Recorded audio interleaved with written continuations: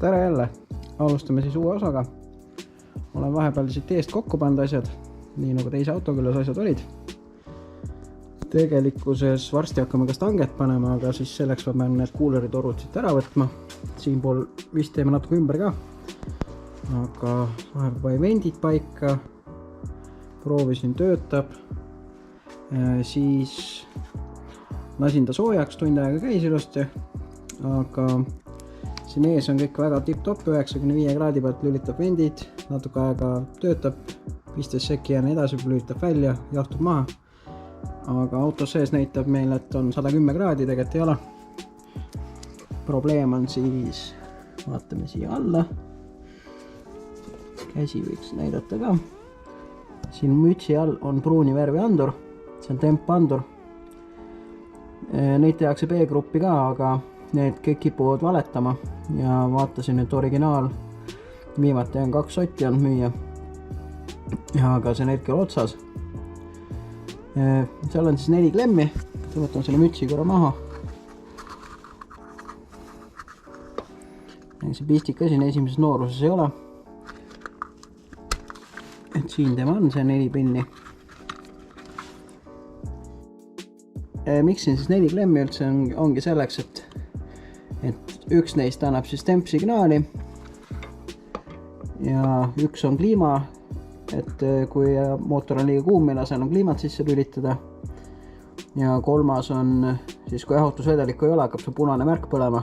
No seda saab ka paisupaagi järgi aru, sest sellel on ka andur all. Ühesõnaga, ja 4. juhe on vanadel anduritel oli siin 12 V-toide. Sisuliselt minu hinnangul on tegu täiesti mõttetu anduriga, kuna autol ei ole kliimat ka, siis sisuliselt me nii-öelda võtame siit siis ainult signaali juhtme, mis peaks olema kollase ja pruuni värviga. Nii, ja siin eespool on siis temal, siin kus on mutrivõti küljes, juba on järeljahutuspumba temp lüliti. Kuna seda pumpa ka autol ei ole, siis selle anduri asemele kruvin ma sellise uue pisikese anduri. Sealt 4. võtame juhtme, panen siia külge ja sellega saame siis seest tempneedu paika. Nii, sain siis vahepeal kähku supsti vana ära võtta, uue auku panna, veits puristas siit välja ka vedelikku. Sellepärast, et ilmselt natuke läigib ka ja lägane on, aga proovin siit lambiga näidata teile ka. Sisuliselt ongi nüüd, näpin selle siit ilusti veel kinni ära, pingutan ära ja siis teeme siia otsa ka. Et asusime siis esiotsa kokku panema. See siin on puhtalt siis kõik oma looming, sihukest asja pole tehase poolt tulnud. Ehk siis esiteks tuligi see stange saada kuidagi istuma. Selleks tuli põhimõtteliselt 25 korda seda siia külge panna ära võtta. Esiteks tuli ehitada kinnitused. Kasutasime tavalised ehituspoja raudnurgad, 90 kraadised. Kõige lihtsam ja kõige sarnasem originaaliga ka. Siis kui saime kinnitused paika, siis selgus, et keskelt vendid ulatavad veits välja. Siis sai väikse freesiga siia need süvendid tehtud. Siis hakkas siit istuma. Enne seda me jätsime ainult kuuleri külge, torud võtsime küljest ära. Sest siis selgus järgmine etapp, et meil oli vaja siit õgvendada, et kuuleri torud ära mahuks. Sisuliselt oleks võinud ka jätta natuke siia poole, sest esialgu ma vaatasin, et toru tuleb rohkem välja, aga kuna turbo asukoha järgi ikkagi jääb selle põlve kaar, siis läks ta natuke sisse poole, aga et ühte moodi oleks, ma tegin siis mõlemalt poolt nüüd jõnksud sama koha peale.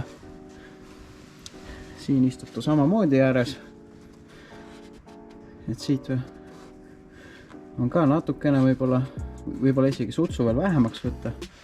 Vaatame, kas ta jääb siia otsa elama või mitte. Aga nüüd ma siis tegelen tegelikult siin esitulede paigaldusega. See on ka oma ette ooper. Kuna mitte stange, tähendab radikas on eespool, siis on siin tulel selline vahva kinnitus selle liistu jaoks. Ja siit tegelikkuses ma freesisin ühe osa maha. Kinnitus on tegelikult ilusti kõvasti, tugevasti. Aga siin on sellised topelt tugevdused. Saan tegelikult teise tule pealt näidata pärast. et need tuli maha freesida ja siis ta istus ilusti paika.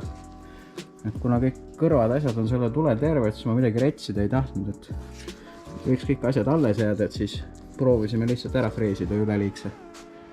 Nii, vaatame selle tule üle, et mida me siin maha hakkame käima, et ära mahuks. Ongi sisuliselt siis see sama koht, mida ma siin pöidlaga katsun. See välja ulatuv osa, et see tuli siis kõik maha lasta ja siis ilusti mahub radika kõrvale ära. Et teisel juhipoolsel tulel nii ma tegin ja siis jäi paika. Vahepeal oleme siis tuled paika saanud. Et ilusti kõik vahed istuvad, stangi nurgad panin ka kinni. Siit mulle meeldib ka, et sai selle asjaga siit ilusti joone paika. Enamusel on siit keskelt lohkus nagu kauss. Siit poolt samamoodi. Kõrvad asjad on küljes, midagi ära ei retsinud peale selle väikese käiamise. Nii, siit poolt sama lugu, et stange külg on ka kinni.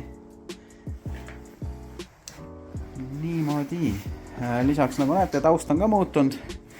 Lõpuks oleme auto saanud siia väiksemasse garaaži sisse ajada. Siin on nagu vähe valgem toimetada. Teisel pool on nagu ruumi küll rohkem, aga kuna seal on kõik asjad tegemata, on seal pehmelt öeldes pime kui perses. Aga siin on hulga valgem. Lisaks kapoti saime ka peale. Selle tõstsime veel teises toas külge. Siis natuke pidi neid kõrguseid ja vahesid sättima. See oli ka siuke natuke timmimist. Ja see osa on ka nüüd korras. Kapoti all siis lõplikult on ka kõik asjad meil paigas. Vedelikud täidetud. Ja see tempandurist jäi ka ennem jutt pooleli. Sellele siis tegin ka pistiku ära. See on ilusti ühendatud. Pärast paneme pilli käima, laseme soojaks. Vaatame näidud ka üle. Nii, ilusti nõks üle 90. Ventilaator just lõpetas oma töö. Nagu tavaline Audi. Check engine'i tuli põleb. Kompuvärgid ka kõik. Autocheck teab, et kütsi vähe. Nool näitab ka, et vähe. Ma tean ise ka. Siis kompu peal keskmine 26. Low 0,1 liitrit on kütet kulunud. Tund 20 on olnud aeg, kui autol on süüde sees olnud. 15,7 on keskmine küttekulu ja keskmine kiirus on 1.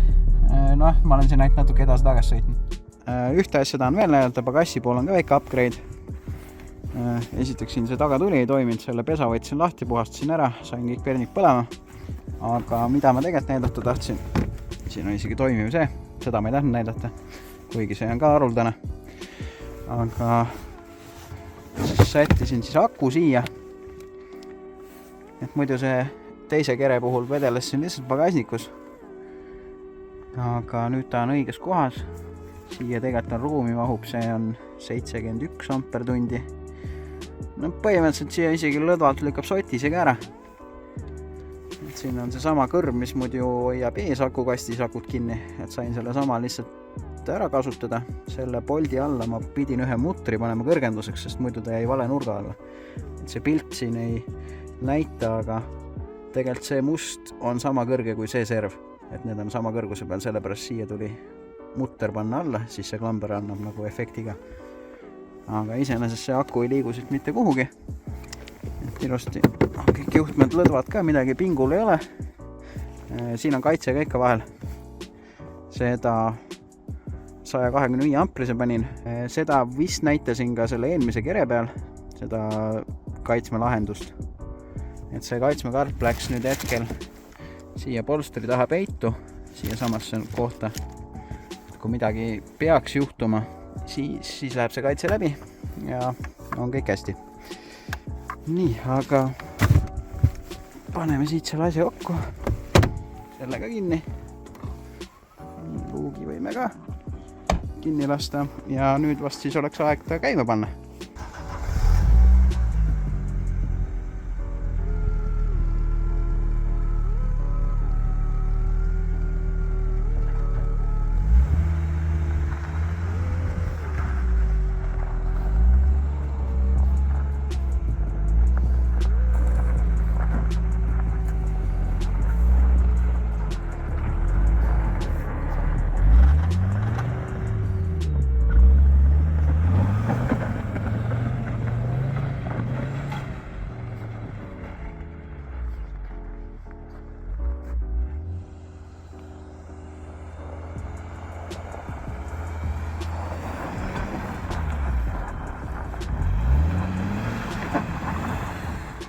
esimeses videos siis lubasin, et kunagi vaatame seda autot väljast ka lähemalt. Et nüüd ta on siis päevavalges. Et selline ta siis sai. Siuke ilus valge auto. Nii, vaatame siit ühe ringi tagant ka läbi.